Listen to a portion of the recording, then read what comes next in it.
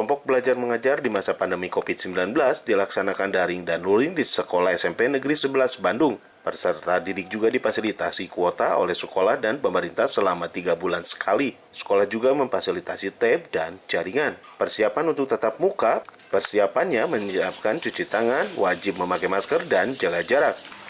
Ya, untuk kegiatan pembelajaran di SMP Negeri 11 Bandung di masa pandemi ini banyak hal, salah satu diantaranya adalah pembelajaran jarak jauh. Nah, pembelajaran jarak jauh yang kita laksanakan adalah pembelajaran jauh dengan sistem daring dan luring.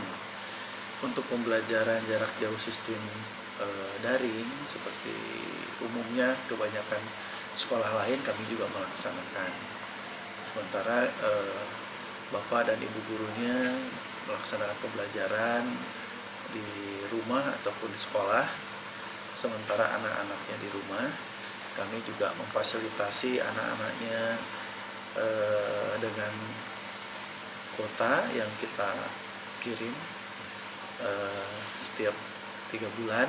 Juga ada bantuan dari pemerintah. Yang intinya adalah pembelajaran jarak jauh secara daring sudah kita laksanakan hampir kurang lebih setahun lebih. Nah, ini berjalan dengan lancar menggunakan aplikasi yang sederhana, yang familiar, di mana guru, peserta didik, dan juga orang tua bisa mengakses pembelajaran jaring. Nah, kemudian juga ada kegiatan yang sifatnya luring, yaitu kegiatan pembelajaran di luar jaringan. Kami memfasilitasi anak-anak yang kesulitan dalam pembelajaran daring. Mungkin karena keterbatasan gadgetnya atau keterbatasan jaringan internet. Nah, kami di sekolah memfasilitasi hal itu semua. Jadi anak-anak ada yang beberapa orang yang memang kesulitan datang ke sekolah, kita fasilitasi di sekolah.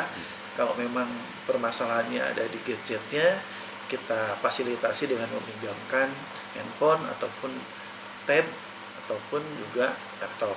Nah, sedangkan untuk yang bermasalah dengan jaringan, kami siapkan jaringan yang gratis di sekolah menggunakan jaringan yang kapasitasnya cukup besar, yaitu sekitar 20 Mbps.